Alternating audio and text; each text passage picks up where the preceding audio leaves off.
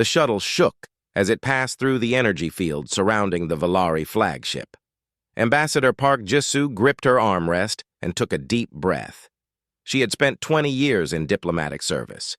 She had negotiated treaties, prevented civil wars, and spoken before the United Nations more times than she could count. But nothing had prepared her for this moment. Through the viewport, she could see the alien vessel clearly now. It was enormous, nearly 3 kilometers long, and shaped like a curved blade made of black crystal. Patterns of soft blue light moved across its surface like veins carrying glowing blood. It was beautiful in a way that felt dangerous. "First visual contact with the Valari Sovereignty flagship," said Kim Do-yoon from his seat beside her. He was young, barely 30, with sharp eyes behind thin glasses. His job was to observe and record everything about the aliens they were about to meet. He held a tablet in his hands, already taking notes. "The ship appears to be organic in construction, possibly grown rather than built." "Save the analysis for later," Jisoo said, though not unkindly. "Right now, I need you focused on their behavior. Watch how they move. Watch how they react. Tell me anything that might help us avoid offending them." Do-hyun nodded. "Understood, Ambassador." Behind them sat the rest of the delegation, 12 humans chosen to represent Earth in its first official contact with an alien empire. There were scientists, military advisors, translators, and engineers. Among them was Lee Min-ho, a 28-year-old mechanical engineer. He was not supposed to be important. His job was simply to study the Valari technology and report back. He sat quietly, looking out the window with wide eyes. Min-ho had grown up in a small town near Busan. He had studied hard, joined the space program, and worked his way up through talent and determination. But he had never imagined he would be here, flying toward an alien queen's ship, about to witness history. His heart beat fast in his chest. He told himself to stay calm. He was just an observer, nothing more. The shuttle entered a massive hangar inside the Valari ship. The space was filled with soft light that seemed to come from everywhere and nowhere. The walls curved like the inside of a shell. Other vessels rested on platforms, sleek, elegant things that made human ships look clumsy. As the shuttle landed and the ramp lowered, a group of Valari waited to greet them. Jisoo had seen images during the briefing, but seeing them in person was different. The Valari stood on 4 legs, each ending in a sharp point that clicked against the floor. Their upper bodies rose like a torso, with 2 long arms folded gracefully in front of them. Their heads were narrow and angular, with large compound eyes that reflected the light in rainbow patterns. Thin wings lay folded against their backs. Their exoskeletons shimmered in shades of deep purple and silver. They were beautiful. They were terrifying. The lead Valari stepped forward. Its translator device spoke in a flat, mechanical voice. "Welcome to the Sovereignty vessel. I am High Advisor Keithan. You will follow." No greeting, no small talk. Jisoo noted this immediately.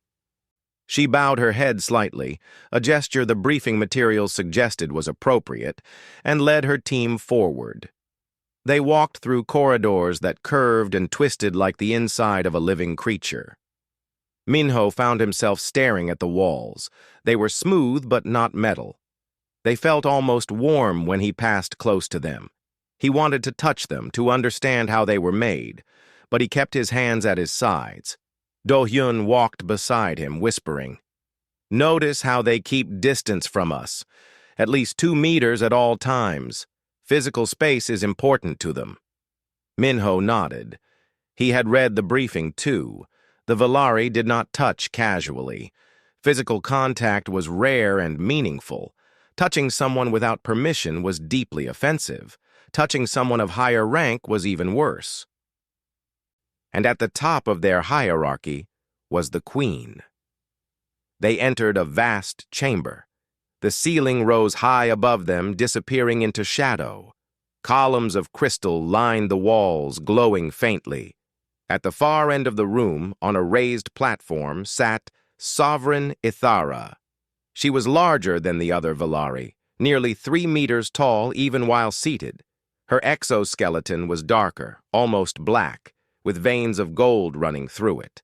A ceremonial cloak of woven light hung from her shoulders. Her compound eyes watched the humans approach with an expression that was impossible to read. Around her stood dozens of Valari, advisors, guards, attendants. The room was silent, except for the soft clicking of legs on the floor. Jisoo stopped at the appropriate distance and bowed deeply. "Sovereign Ithara, I am Ambassador Park Jisoo of the United Earth Coalition. We are honored to stand before you. We come in peace, seeking friendship and alliance between our peoples." The queen did not move for a long moment. Then she spoke. Her voice was deep and resonant, translated through a device embedded in her throne. "Humanity, a young species, brief lives, brief histories, yet you have come far in little time. This interests me." Jisoo kept her expression neutral. "We are eager to learn, your sovereignty, and we believe we have much to offer in return. Perhaps." The queen's head tilted slightly. "We share a common enemy. The Krath Collective expands without end. They consume, they destroy, they do not negotiate. You have seen their work?" "We have," Jisoo said. "3 of our colony worlds have been attacked. We lost thousands of lives. Then you understand. The Krath cannot be reasoned with. They can only be stopped." Ithara's wings shifted slightly behind her. "The sovereignty has fought them for centuries. We have held them back. But an alliance with a new species, one with your creativity, could change the balance." Jisoo felt a spark of hope. This was what they had come for. "We are prepared to discuss terms, trade, technology exchange, military cooperation, whatever serves both our peoples." "We shall see," the queen said. "You will remain on this vessel as our guests. There will be ceremonies, negotiations, time to observe one another." Her eyes moved across the human delegation, studying each of them. "Your customs are strange to us. You stand close. You speak with much emotion. You touch." The way she said the last word made Minho's stomach tighten. "We will respect your ways, your sovereignty," Jisoo said carefully. "We have studied your customs. We understand the importance of personal space and proper protocol." "See that you do," Ithara said. "In the sovereignty, actions carry weight. A single gesture can mean the difference between alliance and war." She rose from her throne, towering over them. "Do not forget this."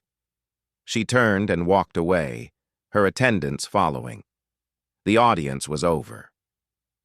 As they were led to their quarters, Do-hyun leaned close to Jisoo. "That went well, I think. She seems interested." "She's testing us," Jisoo replied quietly. "Every moment we're here, she's watching, looking for weakness, looking for insult." She glanced back at her team. "Tell everyone, no mistakes, no accidents. We cannot afford to offend her." Minho heard her words and felt their weight settle on his shoulders. He thought about his grandmother back home, who always told him to be helpful, to be kind, to take care of others.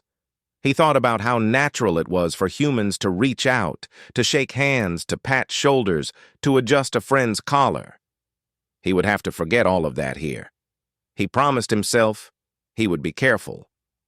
He did not know that in less than 2 days, he would break that promise and nearly start a war. 2 days passed aboard the Valari flagship. The human delegation attended meetings, toured facilities, and shared meals with their hosts. Everything was formal. Everything was careful.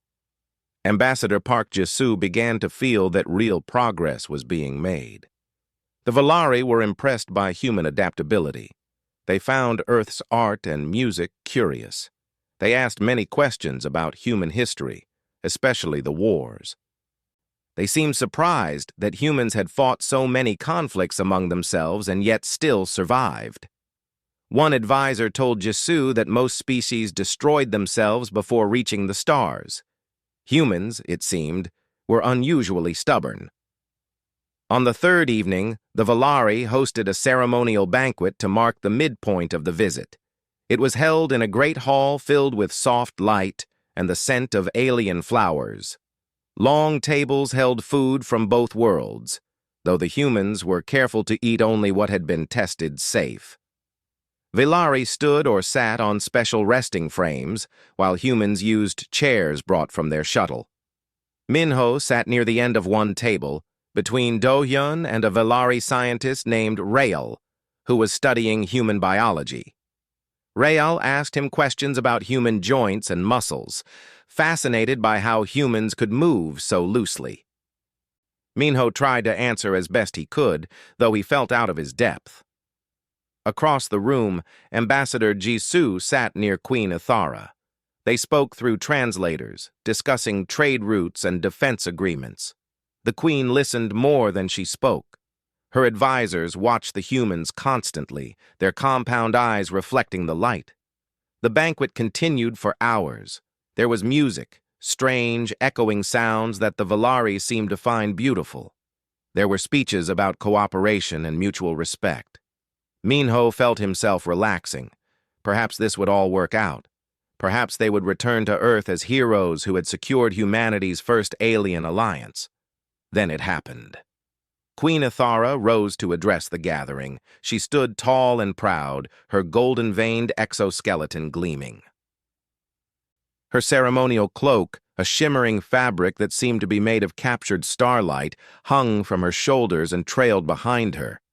As she turned to speak to the far side of the room, Minho noticed something.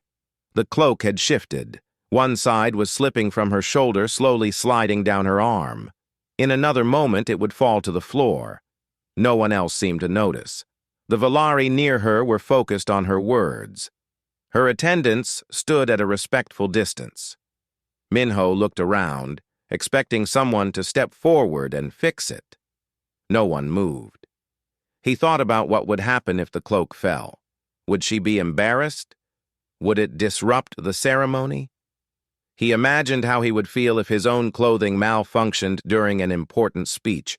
He would want someone to help. Without thinking, acting on pure instinct, Minho stood up, stepped forward, and reached out. His fingers touched the fabric of the cloak. He lifted it gently and placed it back on the Queen's shoulder. The touch lasted less than 2 seconds. The entire hall went silent. Minho felt the silence like a physical blow. He looked up and saw Queen Ithara staring down at him. Her compound eyes were blazing with colors he had never seen before, reds and oranges swirling in patterns that looked like fire. Her wings snapped open behind her, spreading wide. Her mandibles clicked rapidly. He had never seen a Valari display emotion so clearly. Even without understanding their expressions, he knew exactly what she was feeling. Rage, absolute rage. "You dare!" she said. Her voice was low and terrible. The translator made it even worse, flat and cold while her body radiated fury. "You dare to touch me?" Minho's mouth went dry. I'm sorry! I didn't mean—" "Seize him!" 2 Valari guards moved faster than Minho could react. They grabbed his arms with their sharp limbs, lifting him off his feet. He cried out in pain as their grip tightened. He could feel the edges of their exoskeletons cutting into his skin. Ambassador Jisoo was on her feet instantly. "Your sovereignty, please. There has been a misunderstanding." "Misunderstanding?" The Queen turned to face her. "Your subordinate has laid hands upon my person. In the sovereignty, this is punishable by death. There is no misunderstanding. There is only insult." The room erupted in chaos. Human delegates shouted protests. Valari advisors hissed and clicked, demanding punishment. Jisoo pushed forward, trying to reach the Queen, but guards blocked her path. "He did not know," Jisoo said desperately. "He is young. He acted without thinking. In human culture, helping someone with their clothing is a sign of respect. He meant to honor you, not insult you." "Your culture is not my concern," Ithara said. He is on my ship. He follows my laws, and my laws are clear." Minho hung in the guard's grip, his mind spinning. How had this happened? He had only wanted to help. He had only wanted to prevent her embarrassment. And now he was going to die for it. He thought of his family, his mother, his younger sister. They were waiting for him back on Earth. They had been so proud when he was selected for the delegation. They had no idea that he would never come home. "Please," he said. His voice cracked. "I'm sorry. I didn't know. I didn't mean any disrespect. Please." The Queen looked at him. For a moment, something flickered in her eyes, something that might have been curiosity. But then it was gone. "The punishment for touching the sovereign is death," she said. "This has been our law for 10,000 years. I will not change it for the sake of one ignorant human." Jisoo stepped forward again. "If you execute him, you will make an enemy of Earth. Is that what you want? War with humanity over one mistake?" "Do not threaten me, Ambassador." Ithra's voice was ice. "You came here seeking alliance. You came here as guests. And this is how you repay our hospitality? With violation of our most sacred laws?" She spread her wings wider. "Perhaps alliance with humanity was a mistake. Perhaps your species is too primitive to understand civilized behavior." The words hit Jisoo like a slap. She forced herself to stay calm. Losing her temper now would only make things worse. "Give us time," she said. "One rotation cycle. Let me research your laws. Let me find a way to make this right. If I cannot, then you may do as you see fit. But give us a chance, that is all I ask." The Queen was silent. Her advisors whispered to her in their own language, too fast for the translators to catch. Finally, she raised one hand, and they fell silent. "One rotation cycle," she said. 18 of your hours. You will find no escape in our laws, Ambassador, but I will grant you the time to discover this for yourself." She looked at Minho again. "Take him to a holding cell. He will be comfortable. For now." The guards dragged Minho away. He looked back at his crewmates, at Jisoo's pale face, at Do-hyun's horrified expression, and felt shame burn through him. He had ruined everything. He had doomed himself and possibly his entire species. As the doors closed behind him, he heard the Queen's voice one last time. 18 hours, Ambassador, and then I will have my answer. Alliance or war?" Jisoo stood in the silent hall, surrounded by hostile aliens, and felt the weight of 2 civilizations pressing down on her shoulders. She had 18 hours to save Minho's life and prevent an interstellar war. She had no idea how she was going to do it. But she knew one thing for certain: failure was not an option. The human delegation worked through the night. Ambassador Park Jisoo turned their guest quarters into a command center. Every tablet and computer was active, searching through the Valari legal archives that had been shared during the diplomatic preparations. There had to be something, some exception, some precedent, that could save Minho. Jisoo stood at the center of the room, coordinating efforts. Her face was calm, but those who knew her could see the tension in her jaw, the tightness around her eyes. She had not sat down in hours. "Anything?" she asked. "Nothing good," said Lieutenant Kang Suman, the delegation's military advisor. She was a stern woman with short gray hair, and she had seen enough conflicts to know when a situation was bad. "Valari law is absolute when it comes to the Queen. There are records of executions going back thousands of years. No one who touched the sovereign without permission has ever been spared." "There has to be something," Jisoo said. "No legal system is without exceptions." "Maybe their system is," Suman replied grimly. In the corner, Kim Do-hyun sat with his head in his hands. He blamed himself. He was the cultural liaison. He should have watched Minho more closely. He should have stopped him before he moved. But everything had happened so fast. "The cloak was falling," Do-hyun said quietly. "He just wanted to help her. He didn't think." "Humans never think," said Choi Yuna. She was the delegation's xenoanthropologist, an expert in alien cultures and behaviors. She sat cross-legged on the floor, surrounded by holographic documents. Her eyes moved rapidly as she read. That's the problem. We act on instinct, we reach out, we touch. It's built into us. Can you use that? Jisoo asked. Can you argue that humans are biologically compelled to touch, so Minho couldn't control himself? Yuna shook her head. That might work in a human court, but not here. The Valari believe in absolute personal responsibility. They don't care about instincts or intentions. They only care about actions. Jisoo closed her eyes for a moment. 16 hours left. 16 hours to find a solution that might not exist. Keep looking, she said. All of you. Check everything.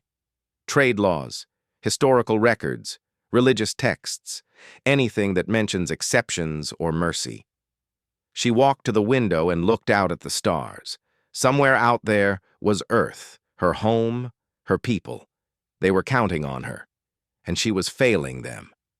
Behind her, Yuna suddenly sat up straight. Wait! Everyone turned to look at her. I found something, Yuna said. Her voice was careful, controlled, but there was a spark of hope in her eyes. It's old, very old, but it might work. Jisoo crossed the room in 3 quick steps. Show me. Yuna pulled up a document on her tablet. The text was in the Valari language, but the translation software converted it to Korean. The words were formal and archaic, difficult to understand even in translation. It's called the plea of ignorance, Yuna explained. It's a legal concept from the early days of the sovereignty, back when the Valari were first encountering other species. The idea is that someone who commits an offense without understanding its severity can appeal for mercy. That sounds perfect, Do-hyun said, standing up. Minho didn't know. He genuinely didn't understand. There's a catch, Yuna said. There's always a catch. She scrolled down the document. To make the plea, the offender has to undergo something called truth verification. It's a ritual where the queen herself reads the offender's mind. She looks at his thoughts and emotions at the moment of the offense. If she finds any malice, any hidden intention to harm or insult, the offender is executed immediately. The room was silent. And if she finds no malice? Jisoo asked. Then technically, under this ancient law, she has the option to show mercy, but it's just an option. She can still choose to execute him. Suman frowned. So even if he passes this ritual, he might still die? Yes, but without it, he definitely dies. Yuna looked at Jisoo. It's not a good choice, but it might be the only choice. Jisoo thought about it. The queen would enter Minho's mind. She would see his thoughts, his memories, his feelings. If there was even a trace of hostility, even unconscious resentment, she would kill him. But Minho was not a hostile person. He was kind. He was gentle. He had touched the queen because he wanted to help her. The question was whether the queen would understand that. We need to talk to Minho, Jisoo said. He has to agree to this. It's his life. They were taken to the holding cell under guard. The cell was not a prison in the human sense. It was more like a small room with comfortable furniture. But the door was locked from the outside, and 2 Valari guards stood watch. Minho sat on a low bench, staring at the wall. He looked up when they entered. His face was pale, and there were dark circles under his eyes. He had not slept. Ambassador, he said. He stood and bowed his head. I'm sorry. I'm so sorry. I've ruined everything. Stop, Jisoo said firmly. We don't have time for that. We may have found a way to save you, but you need to listen carefully. She explained the plea of ignorance and the truth verification ritual. She told him what it would mean, the queen inside his mind, reading his thoughts, judging his intentions. She told him the risks. When she finished, Minho was quiet for a long moment. "What if she misunderstands?" he asked. "Humans and Valari think differently. What if she sees something in my mind and interprets it wrong?" "That's possible," Jisoo admitted. "I won't lie to you. This is dangerous. But it's the only legal option we've found. And if I don't do it, then you will be executed at the end of the rotation cycle, and the Queen will likely declare that humanity has insulted the sovereignty. We may not have a war immediately, but the Alliance will be dead, and without the Valari, we cannot stop the Krath." Minho understood. It was not just his life at stake. It was Earth's future, the colonies, billions of people. He thought about his family again, his mother's face, his sister's laugh. He thought about the small town where he grew up, the streets he walked as a child, the sky that looked different from every planet he had visited. He thought about why he had reached out in the first place. The Queen's cloak was falling. He had seen a problem and wanted to fix it. It was the simplest thing in the world. If the Queen looked into his mind, that was all she would find. A man who wanted to help. He hoped that would be enough. "I'll do it," he said. Jisoo looked at him, this young engineer who had never asked for any of this. He was frightened. She could see it in his eyes. But he was not running away. "Are you sure?" she asked. "No," he said honestly. "But I caused this problem. I should be the one to fix it. And if there's even a small chance that this can save the Alliance..." He took a breath. "Then I have to try." Jisoo nodded. She put her hand on his shoulder, a very human gesture. "I'll be there with you. Whatever happens, you won't be alone." She turned to the guards. "Take us to the Queen. We wish to invoke the plea of ignorance." The guards looked at each other. One of them spoke into a communicator. After a moment, a reply came back. "The Queen will see you," the guard said. "Come."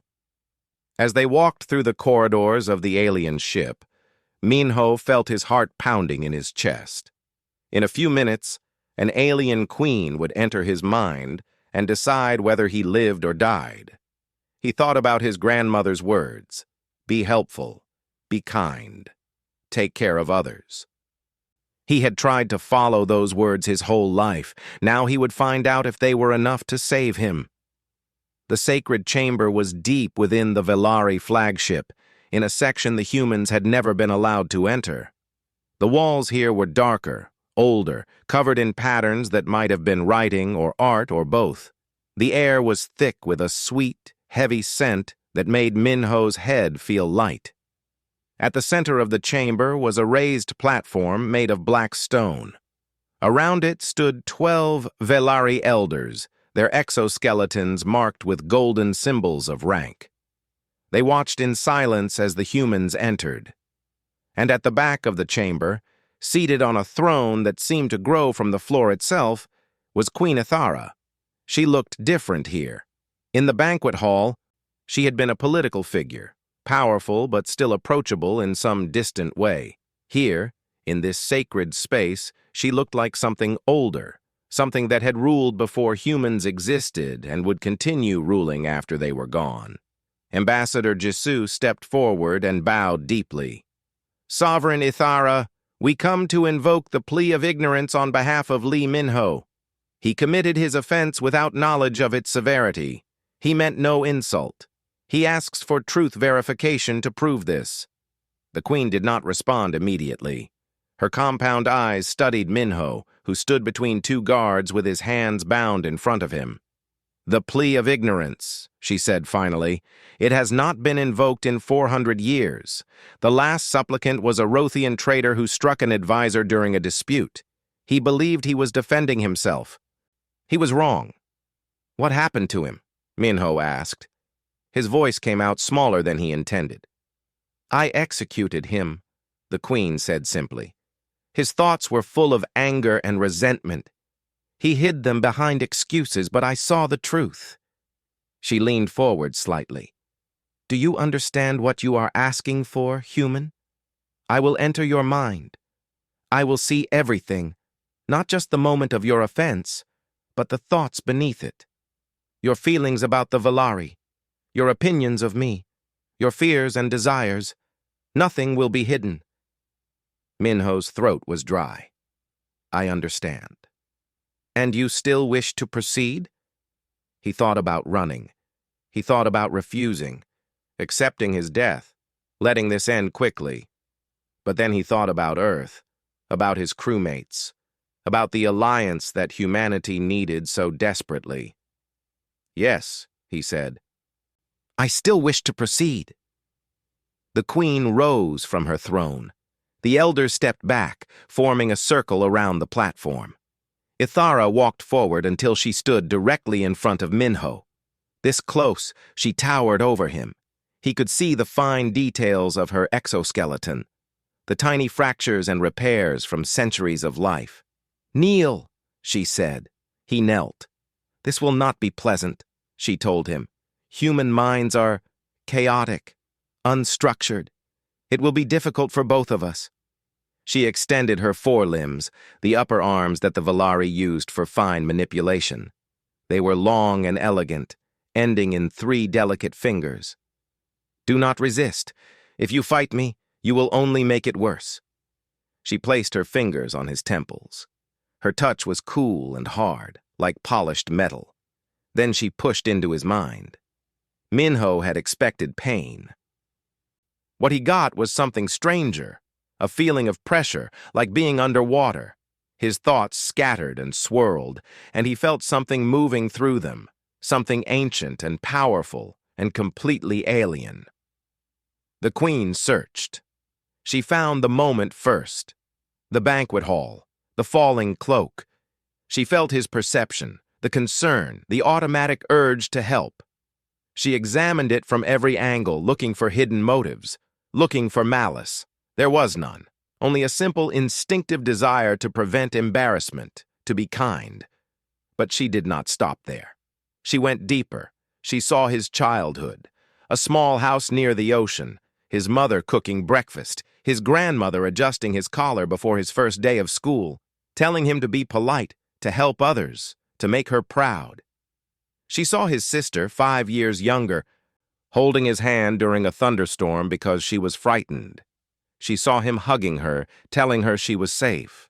She saw friends greeting each other with embraces, strangers helping strangers on crowded streets. A woman dropping her bags and 3 people rushing to help her pick them up. Touch. Everywhere touch. The Queen had never seen anything like it. The Valari touched rarely, only in moments of deep significance. A mother touching her child for the first time. A warrior touching a fallen comrade in final farewell. To touch casually was unthinkable. But humans touched constantly. It was not weakness or lack of control. It was how they connected, how they showed care, how they survived. She went deeper still. She felt Minho's fear, not for himself, but for his crewmates, for the alliance. He was afraid that his mistake would lead to war. He was afraid that people would die because of him. She felt his guilt, his shame. He blamed himself completely. He wished he could take it back. He wished he had been more careful. And beneath all of that, she felt something else, something that surprised her. Admiration. He admired the Valari. He thought they were beautiful, their ships, their technology, their ancient civilization. He was honored to be here. He wanted the alliance to succeed not just for Earth's sake, but because he genuinely believed the 2 species could learn from each other. He had no hatred, no resentment, no hostility of any kind. He was just a young man who had seen a problem and tried to fix it. The Queen withdrew from his mind. Minho gasped and fell forward, catching himself on his hands. His head was pounding. He felt exposed, violated, empty. She had seen everything, every thought, every memory, every feeling. He had no secrets left. He looked up at her. Ithara stood motionless. Her wings were pressed tight against her back. Her eyes were impossible to read. The elders watched. Ambassador Jisoo watched. Everyone waited. Finally, the queen spoke. "I have completed the truth verification." Silence. "What did you find?" asked Jisoo. Her voice was steady, but Minho could see her hands shaking slightly at her sides. Ithara looked down at Minho, still kneeling before her. "I found no malice," she said. "No intention to insult, no hostility toward the sovereignty or toward me." Relief flooded through Minho, but the queen was not finished. "However," she continued, "the absence of malice does not excuse the offense. He touched me without permission. This cannot be undone." She turned to face the elders. "I must consider how to proceed. The plea of ignorance grants me the option of mercy, but it does not require it." "Your sovereignty," Jisoo said carefully. "I hope you will consider—" "I will consider many things, Ambassador." The queen's voice was sharp. "But I will not be rushed. I will give my judgment when I am ready." She looked at Minho one more time. Something in her gaze had changed, but he could not identify what. "Return him to his quarters," she said. "He will be comfortable while I deliberate." The guards helped Minho to his feet. His legs were weak, and he stumbled as they led him away. But as he passed through the door, he looked back. The queen was watching him. Her expression was unreadable, but she was watching. In the corridor, Jisoo walked beside him. "You did well," she said quietly. "You survived the verification. That's more than anyone expected." "But she hasn't decided yet," Minho said. "She could still execute me." "Yes, she could." Jisoo's voice was honest. "But she didn't do it immediately. That means she's thinking. That means there's a chance." Minho nodded, but he felt hollow. The queen had seen his entire mind. She knew him better than anyone in the universe now. She knew his fears, his hopes, his memories. And she was still thinking about whether to kill him. All he could do was wait, and hope that what she had seen was enough. Queen Ithara stood alone in her private chambers. The room was dark except for the soft glow of bioluminescent plants that grew from the walls. This was her sanctuary, the one place on the ship where no one could enter without her permission. Here, she could think. She needed to think. The human's mind had disturbed her, not because of what she found, but because of what she had not expected to find. She had entered his thoughts, prepared to see hostility hiding beneath a mask of innocence. She had seen it before, in other species, the hidden contempt, the secret belief that they were superior and deserved to take what they wanted. But Lee Minho's mind was not like that. His mind was warm, open, full of connections and memories that linked together in strange, spiraling patterns. He thought about people constantly, family, friends, strangers. He cared about them. He worried about them. He wanted to help them. And he had wanted to help her. That was the part she could not stop thinking about. In the moment before he touched her cloak, his only thought had been concern for her dignity. He had not considered the political consequences. He had not thought about the laws he was breaking. He had simply seen a problem and acted to fix it. It was foolish. It was reckless. But it was also kind. Ithara had ruled the sovereignty for nearly 600 years. She had seen empires rise and fall. She had negotiated with 100 species and fought wars against a dozen more. She had learned to read intentions, to see through lies, to understand the calculations behind every word and gesture. But kindness without calculation, that was rare. That was something she had not seen in a very long time. Her door chimed. She recognized the signal. High Advisor Kethan requesting entry. "Come," she said. Kethan entered and bowed. He was one of her oldest advisors, a veteran of countless campaigns against the Krath. His exoskeleton was scarred and one of his wings had been damaged beyond repair decades ago. He was loyal, practical, and deeply conservative. "Your sovereignty," he said. I have come to discuss the human. I assumed as much. The elders are concerned. They believe you are considering mercy. Ithara turned to face him. And you? What do you believe? Cathan hesitated. He was always careful with his words. I believe you are a wise ruler who sees further than the rest of us, but I also believe that showing mercy to this human would be a mistake. Explain. The law is clear. For 10,000 years, anyone who touched the sovereign without permission has been executed. This is not cruelty. It is the foundation of our order. The sovereign is sacred, untouchable. If we allow exceptions, we weaken that sacredness. We invite others to test us. Ithara nodded slowly. You fear that other species will see mercy as weakness? Yes. The Krath are watching us. They are always watching. If they believe we have grown soft, they will attack. He stepped closer. And the humans themselves, they are young and aggressive. They have known space travel for less than 3 centuries. They have already fought each other in 6 major wars. If we show them that our laws can be bent, they will push further. They will take more. Perhaps, Ithara said. Or perhaps they will see mercy as strength. Perhaps they will see a ruler confident enough to change. Cathan's wings shifted, a sign of discomfort. With respect your sovereignty, the humans do not think as we do. They are emotional, impulsive. They do not understand the value of tradition. No, they do not. Ithara moved to the window and looked out at the stars. But that does not make them wrong. She thought about what she had seen in Minho's mind.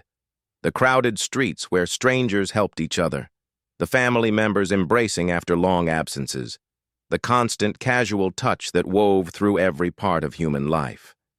The Valari were not like that. They were solitary by nature. They kept distance between themselves and others. Physical contact was rare and meaningful, reserved for the most important moments of life. But that did not mean the human way was inferior. It was simply different, and different could be valuable. Do you know the story of Queen Velith? Ithara asked. Cathan paused. The third queen. She ruled during the First Krath War. Yes. And do you know how she won that war? Through military strength, through strategy. Through alliance, Ithara corrected. The Valari alone could not defeat the Krath. We were outnumbered. Our fleets were being destroyed. Velith knew that we needed help, so she reached out to the Tauran Collective, a species we had dismissed as primitive and chaotic. Cathan was silent. He knew this history, but he had not considered it in this context. The Tauran ambassador committed an offense, Ithara continued. He spoke the Queen's sacred name aloud, which was forbidden. The penalty was death, but Velith saw something in him, potential, value. She spared him, she apologized to him, and in return, the Tauran became our most loyal allies for 300 years. Without them, we would have lost the war. We might have been destroyed completely. She turned back to face Cathan. Sometimes the greatest strength is knowing when to change. Cathan lowered his head. You have decided to spare the human. I have not decided anything yet. I am still thinking. She walked past him toward the door. But I am thinking about more than just the law. I am thinking about the future. She left her chambers and walked through the corridors of her ship. Crew members stopped and bowed as she passed. She barely noticed them. Her mind was elsewhere. She thought about the Krath, the endless enemy, always expanding, always hungry. The sovereignty had held them back for centuries, but the war was not going well. Every decade, the Valari lost more territory. Every year, more lives. Humanity could change that balance.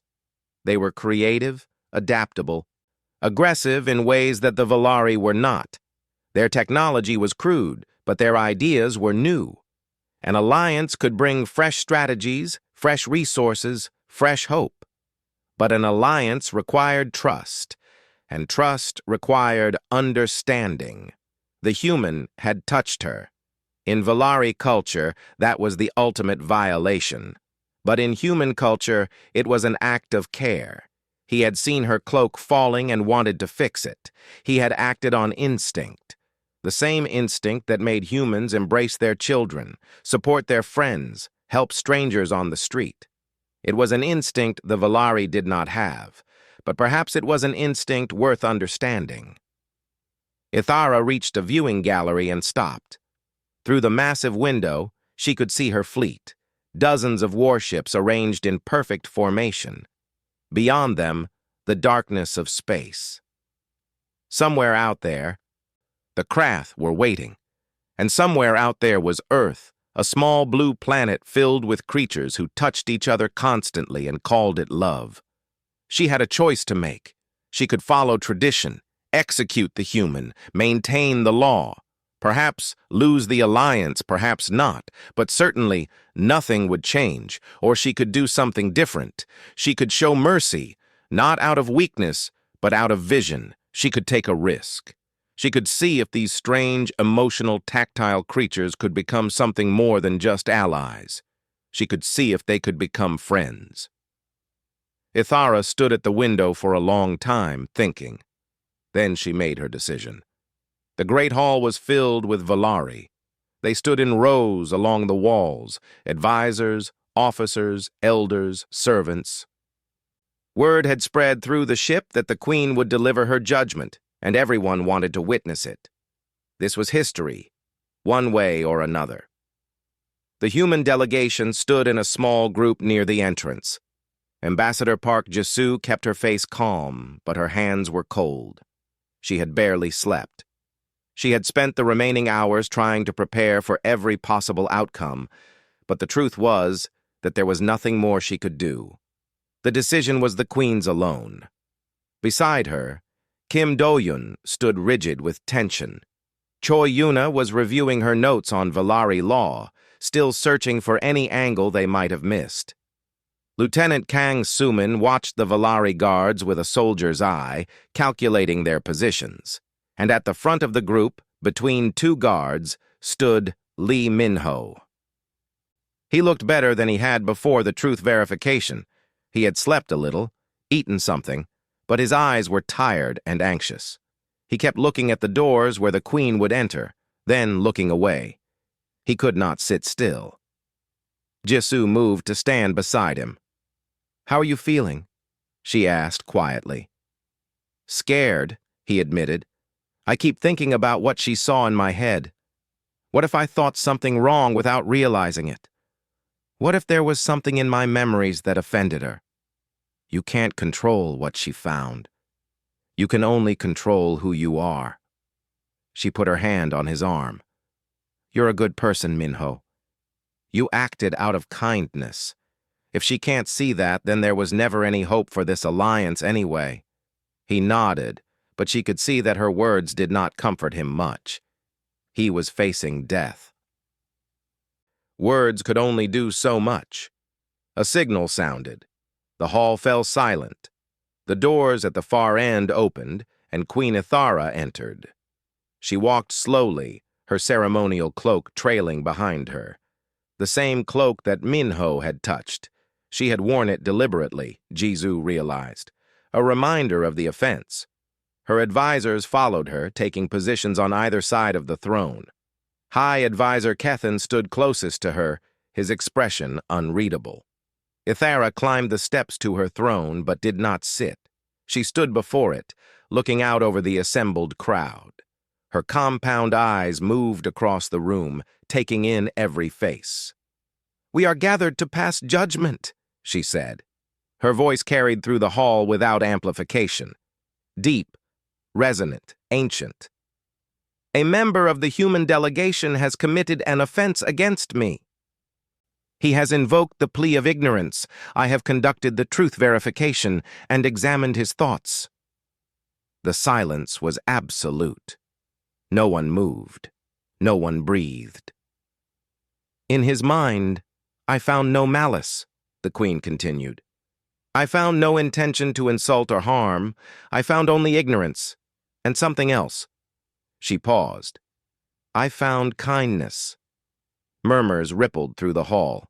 Some of the Valari looked confused. Others looked skeptical. Kindness was not a concept that appeared in their legal codes. The human touched me because he saw my cloak falling and wanted to prevent my embarrassment.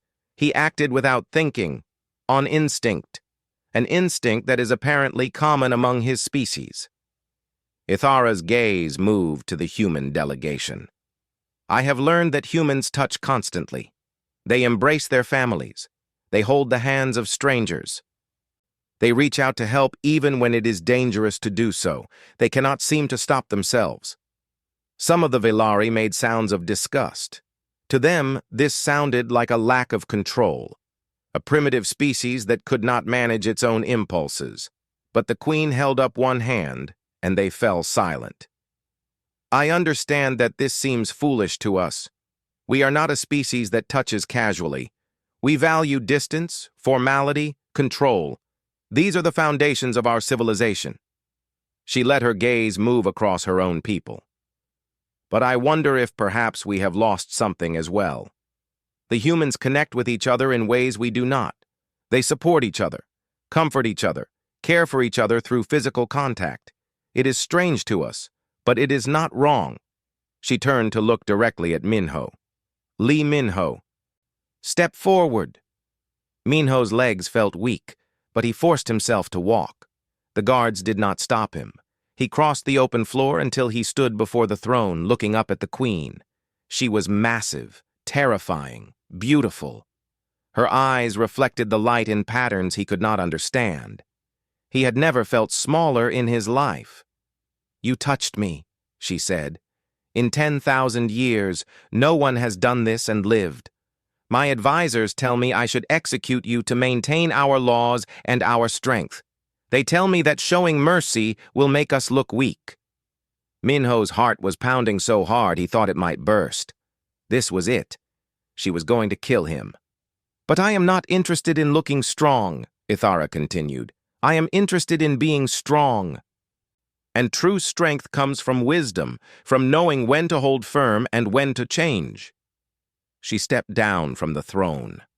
1 step, 2. She was close enough to touch him now, close enough to kill him with her bare hands if she chose. Humanity is different from us. You are emotional, impulsive, chaotic. But you are also creative, adaptable, and determined. You care for each other in ways we do not understand. Perhaps that is not a weakness. Perhaps it is a strength we have not yet learned to recognize. She looked into his eyes. He could not look away. I will not execute you, Lee Minho. The hall erupted in sound, shocked clicks and hisses from the Valari, gasps of relief from the humans. Jisoo closed her eyes and let out a breath she had been holding for hours. Do-Yun grabbed Yuna's arm. Sumin's stern face cracked into something almost like a smile. Minho stared at the queen. He could not speak. He could not move. Ithara raised her hand again, and silence returned. However, she said, this mercy comes with conditions. The offense cannot simply be forgotten. There must be accountability. She turned to address the entire hall. Humanity has proven itself ignorant of our ways. This is understandable. Our species have only just met. But if we are to be allies, we must learn each other. Therefore, I decree the following. She looked at Ambassador Jisoo. Earth will send cultural educators to the sovereignty. They will teach us about human customs, including your strange need to touch. In return, we will send educators to Earth to teach your people about Valari traditions. If our species are to stand together against the Krath, we must understand each other. Jisoo bowed deeply. We accept your sovereignty. We are honored. Ithara nodded. Then she turned back to Minho. And you, she said, you will serve as the first human liaison to my court. You will live on this ship. You will attend my councils. You will help me understand your species. Minho blinked. Me? But I'm just an engineer. I don't know anything about diplomacy. You know about kindness, Ithra said. You know about helping others without thinking of yourself. These are things I wish to understand better. Her voice softened, just slightly. Consider this your punishment. You touched me without permission. Now you must help me learn why. Minho looked back at his crewmates.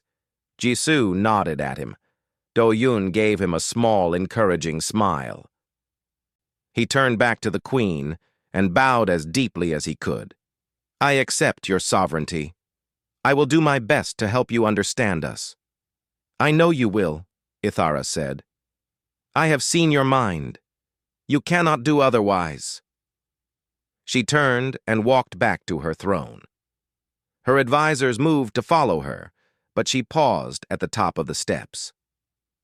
Let it be known, she said, her voice carrying across the hall, that the sovereignty does not go to war over misunderstanding. We go to war over malice, over cruelty and aggression and greed. Humanity has shown none of these things. They have shown only ignorance, and ignorance can be cured. She sat on her throne and looked out at the gathered crowd, Velari and human alike. The alliance will proceed. We will face the Krath together, and we will learn from each other. She inclined her head toward Ambassador Jisoo. Let this be a new beginning. Jisoo bowed again. A new beginning, she repeated. And in that moment, standing in the great hall of an alien flagship, humanity's future changed forever. The alliance between Earth and the Velari sovereignty had been formally signed. Trade routes were established. Technology was shared. Military strategies were coordinated.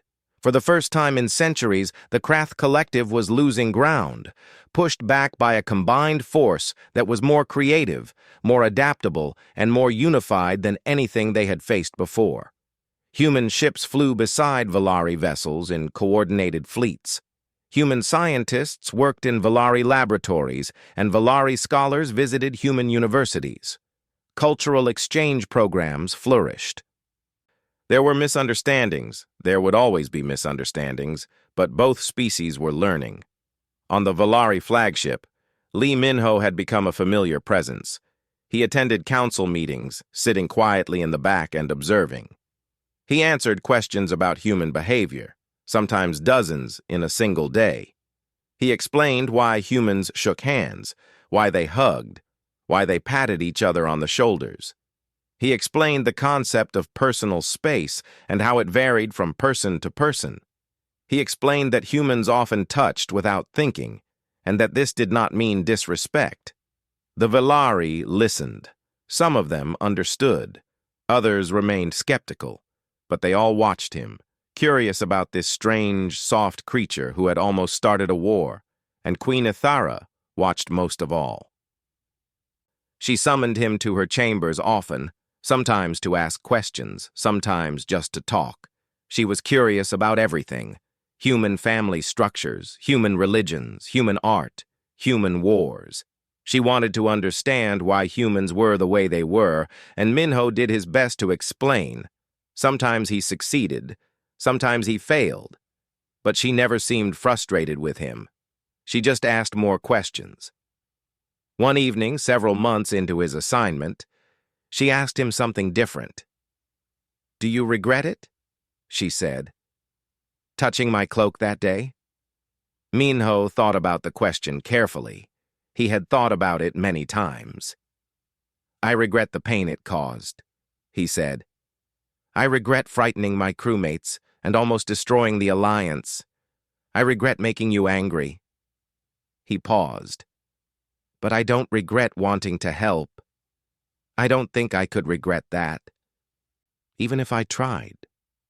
Ithra was silent for a moment. Then she made a sound that Minho had learned to recognize, a soft clicking that was the Velari equivalent of a laugh. "You humans," she said, "you cannot help yourselves."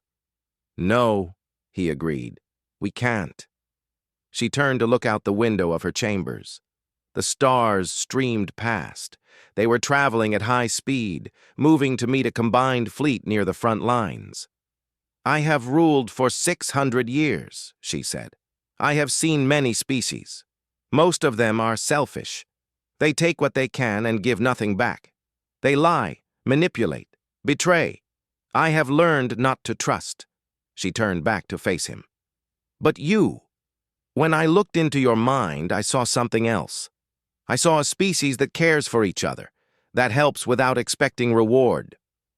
That touches because touch means connection." She tilted her head.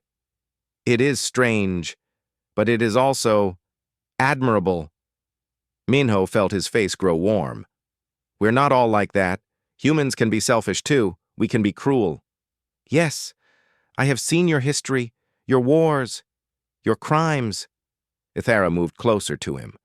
"But I have also seen your kindness, and I have decided that the kindness matters more." She reached out, slowly, deliberately, and touched his shoulder. It was a light touch, barely any pressure, but Minho understood what it meant. For a Valari, for the Queen, this was not casual. This was significant. "Thank you," she said, "for helping me understand." Minho bowed his head.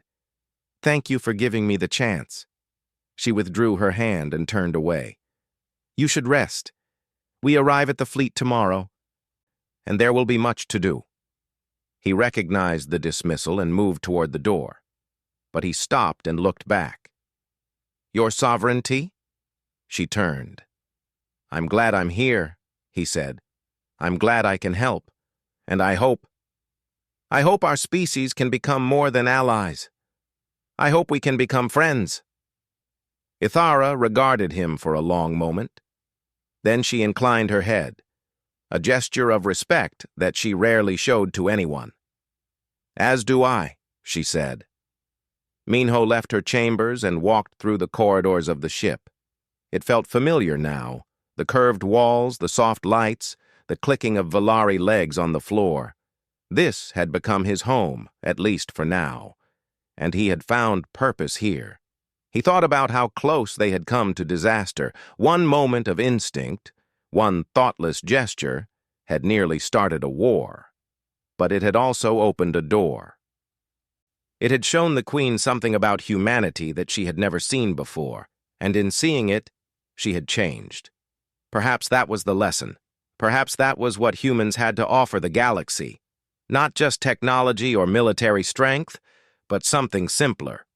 A willingness to reach out, a desire to connect, a belief that helping others was worth the risk. It was not always smart, it was not always safe, but it was human, and sometimes it changed everything. 3 months after that, Minho stood in a viewing gallery on the Valari flagship and watched a shuttle approach. It was a human vessel, small and simple, carrying a group of visitors from Earth. This was the third cultural exchange tour, bringing students and teachers to learn about the sovereignty. He had volunteered to greet them. It felt right. He had been where they were once. Nervous and excited and completely unprepared for what they were about to experience. The shuttle landed and the passengers emerged. There were about 20 of them, mostly young, mostly students. They looked around with wide eyes, just as he had 6 months ago. And among them, near the back of the group, was a class of children. They were perhaps 10 or 11 years old, accompanied by teachers. They had been selected for a special program, young minds learning about the galaxy they would someday inherit. As Minho led the tour through the ship, one of the children kept falling behind.